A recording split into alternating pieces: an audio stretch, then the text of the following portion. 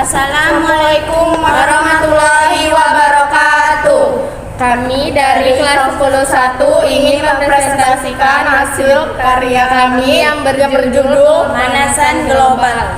Sebelum kami menjelaskan, ada baiknya kami memperkenalkan dulu. Perkenalkan, nama saya Ketri Ananda. Perkenalkan, nama saya Haryati. Perkenalkan, nama saya Kalila. Perkenalkan, nama saya Panisa.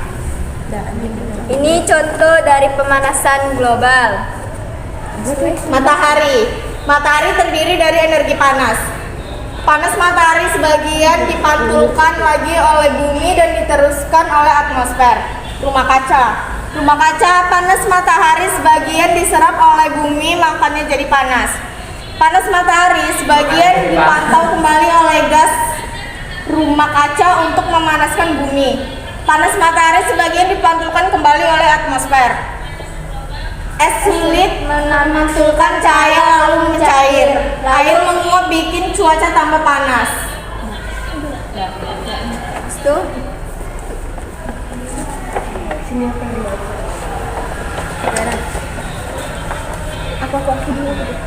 Dalam masalah pemanasan global, ada beberapa hal yang mempengaruhi keadaan ozon dan peningkatan gas penyebab efek rumah kaca di atmosfer bumi, dan solusinya lebih kompleks dari bisa kita kira. Banyak manusia membutuhkan barang dan makanan untuk bisa membuat kehidupan semakin mudah. Sebagai contoh makanan, dalam proses membuat makanan, manusia mengeluarkan banyak jejak karbon yang mempengaruhi kondisi bumi.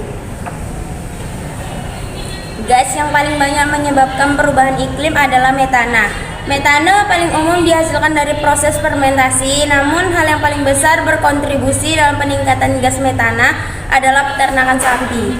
Peternakan sapi untuk diambil dagingnya maupun susunya memiliki tingkat jejak karbon yang sangat tinggi. Hal ini dihasilkan dari gas buah sapi yang mengandung banyak metana akibat dari proses pencemaran air itu sendiri.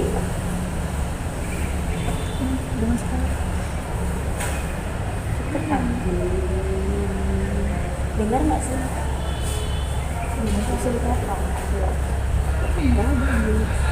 Habis udah potong lah nanti lah. Bye bye. Pemanasan global atau global warming adalah adanya proses peningkatan suhu rata-rata atmosfer, laut, dan daratan bumi. Suhu rata-rata global pada permukaan bumi telah meningkat selama 100 tahun terakhir. Intergovernmental Panel on Climate Change menyimpulkan bahwa sebagian besar peningkatan suhu rata-rata global sejak pertengahan abad ke-20 kemungkinan besar disebabkan oleh meningkatnya konsentrasi gas-gas rumah kaca akibat aktivitas manusia melalui efek rumah kaca. Kesimpulan dasar ini telah dikemukakan oleh setidaknya 30 badan ilmiah dan akademik, termasuk semua akademi sains nasional dari negara-negara G8. Akan tetapi masih terdapat beberapa ilmuwan yang tidak setuju dengan beberapa kesimpulan yang dikemukakan tersebut. Model iklim yang dijadikan acuan oleh proyek IPCC menunjukkan suhu permukaan global akan meningkat 1,1 hingga 6, derajat Celcius.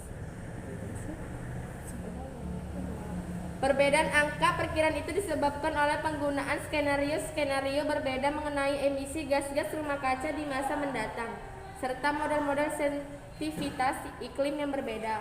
Walaupun sebagian besar penelitian terfokus pada periode hingga 2100, pemanasan dan kenaikan muka air laut diperkirakan akan terus berlanjut selama lebih dari 1000 tahun, walaupun tingkat emisi gas rumah kaca telah stabil. Ini mencerminkan besarnya kapasitas panas dari lautan. Meningkatnya suhu global diperkirakan akan menyebabkan perubahan-perubahan yang lain seperti naiknya permukaan air laut, meningkatnya intensitas fenomena cuaca yang ekstrim, serta perubahan jumlah dan pola presipitasi. Akibat pemanasan global yang lain adalah terpengaruhnya hasil pertanian, hilangnya gletser, dan punahnya berbagai jenis hewan. Beberapa hal yang masih ulang lah. Ini mau udah jauh ya. Apa? Dari ulang. Meningkatnya suhu global diperkirakan akan menyebabkan perubahan-perubahan yang lain seperti naiknya permukaan air laut, meningkatnya intensitas fenomena cuaca yang ekstrim, serta perubahan jumlah dan pola presipitasi. Akibat-akibat pemanasan global yang lain adalah terpengaruhnya hasil pertanian, hilangnya gletser, dan punahnya berbagai jenis hewan. Beberapa hal yang masih diragukan para ilmuwan adalah mengenai jumlah pemanasan yang diperkirakan akan terjadi di masa depan dan bagaimana pemanasan serta perubahan-perubahan yang terjadi tersebut akan bervariasi dari satu daerah ke daerah yang lain.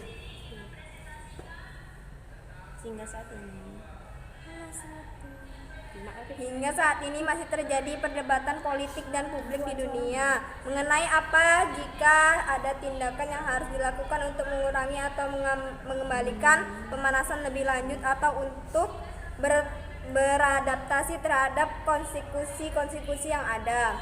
Sebagian besar pemerintah negara-negara di dunia telah menandatangani dan meratifikasi protokol Kyoto yang mengarah pada pengurangan emisi gas-gas rumah kaca. Efek rumah kaca, segala sumber energi yang terdapat di bumi berasal dari matahari. Sebagian besar energi tersebut berbentuk radiasi gelombang pendek termasuk cahaya tampak. Ketika energi ini tiba permukaan bumi, ia berubah dari cahaya menjadi panas yang menghangatkan bumi. Permukaan bumi akan menyerap sebagian panas dan memantulkan kembali sisanya. Sebagian dari panas ini berwujud radiasi inframerah gelombang panjang ke angkasa luar. Namun sebagian panas tetap terperangkap di atmosfer bumi akibat menumpuknya jumlah gas rumah kaca antara lain uap air, karbon dioksida, dan metana yang menjadi perangkap gelombang radiasi ini. Gas-gas ini menyerap dan memantulkan kembali radiasi gelombang yang dipancarkan bumi dan akibatnya panas tersebut akan tersimpan di permukaan bumi. Keadaan ini terjadi terus-menerus sehingga mengakibatkan suhu rata-rata tahunan bumi terus meningkat. Gas-gas tersebut berfungsi sebagaimana gas dalam rumah kaca dengan semakin meningkatnya konsentrasi gas-gas ini di atmosfer. Semakin banyak panas yang terperangkap di bawahnya, efek rumah kaca ini sangat dibutuhkan oleh segala makhluk hidup yang ada di bumi.